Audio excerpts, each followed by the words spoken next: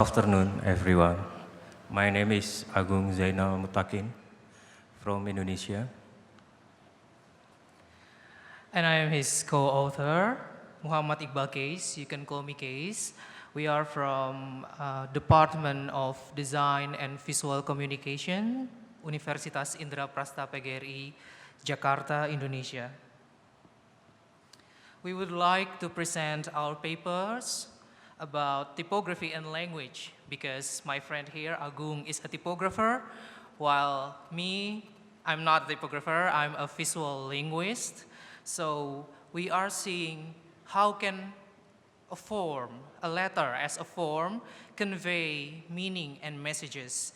So our paper is titled Typography and Language, the Form and Function of Post-Pallawa Script in Tanjung Tanah Manuscript. We will be keeping this presentation brief and short because we would like to save time. Okay, so Malay language is a language that grew in Nusantara region. Nusantara region is a region that includes Indonesia, a little bit of Malaysia, Singapore, up until the Philippines and Vietnam, and one of the oldest culture in the Nusantara archipelago. Among them, Malay Kingdom is one of the first Hindi kingdom founded in Sumatra Island.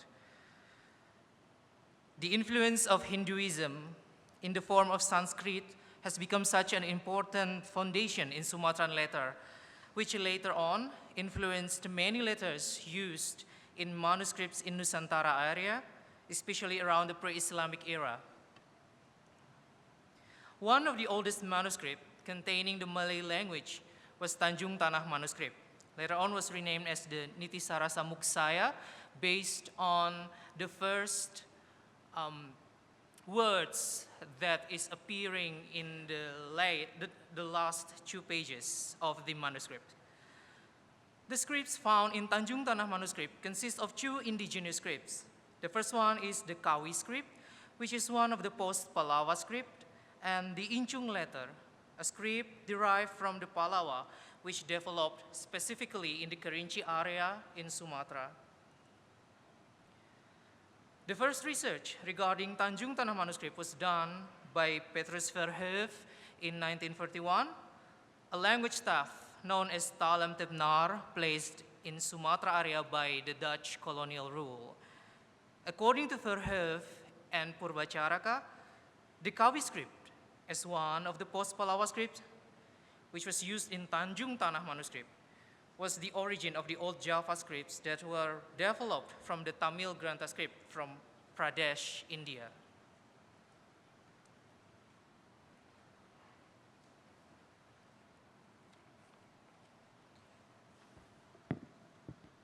This is a map typography Nusantara.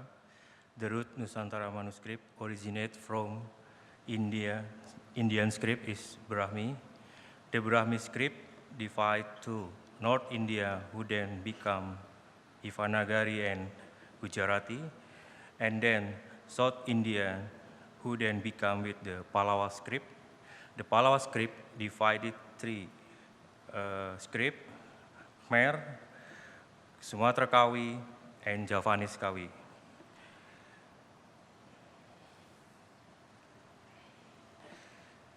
Sumatra Kawi later on developed into Surat Ulu or Inchung letter and Surat.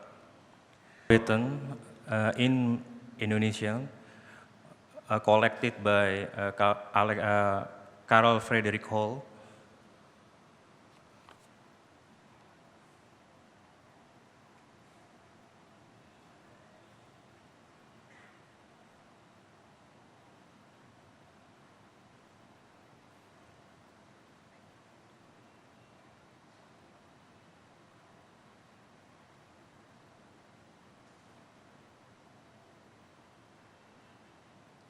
This is the Inchung script. This is timeline writing system in Indonesian. Okay, we can see the first page of Tanjung Tanah Manuscript. Right figure show the first page consists of introduction with a mixture Malay to Sanskrit. Center figure show the codex written within Tanjung Tanah Manuscript. The codex mainly state about finning those who break the rules. And left figure show the last pages was written in different form of Sanskrit. The pages contain gratitude to the god, starting about the worshipping. Based on the form on the script, the pages were written using Inkung script or Ulu script. This table comparison of Inchung, Rancong, and Tanjung Tanah Manuscript.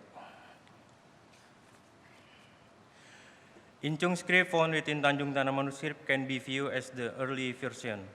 The styling used the script. The style is present in the early pages on the manuscript. This is sandangan or diacritic.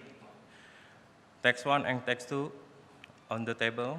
Text 1 consists of Qeis script and text 2 consists of Inchung script. We can see from the diacritic Inchung script are influenced by Qeis script. The manuscript on the Tanjung Tanah use are circle above the letter instead of a dot commonly found in the writing of the Inchung letter.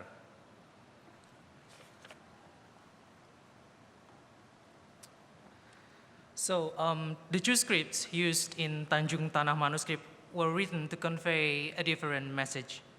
The Qeis script was used to write the law in Tanjung Tanah Manuscript Codex, while the Inchung letter was used to write about the worshipping of the gods.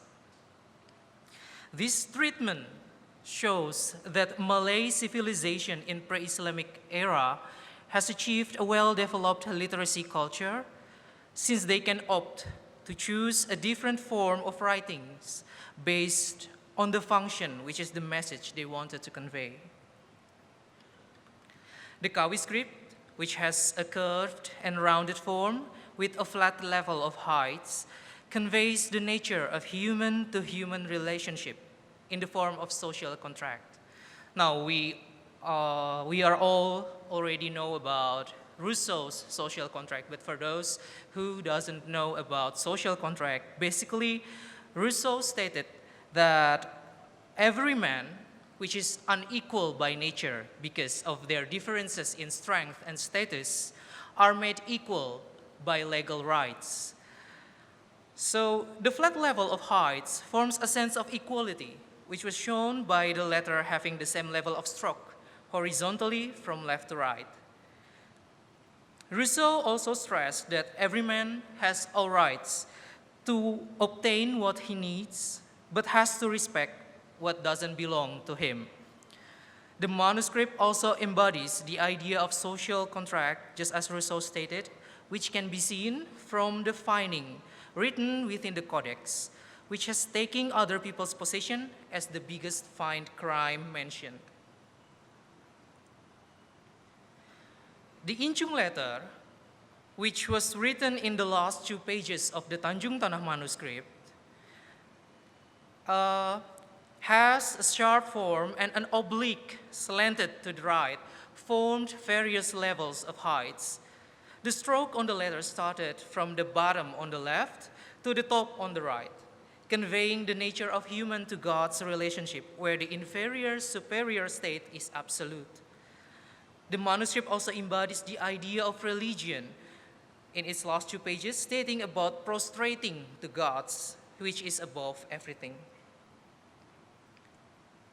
So we come to the conclusion that Tanjung Tanah Manuscript, which contained 34 pages, in which 32 of them is a codex of law written in Qeis script, and the last 2 pages are written in Inchung letter. Both are a form of Post-Pallawa script developed in the pre-Islamic era in Nusantara region.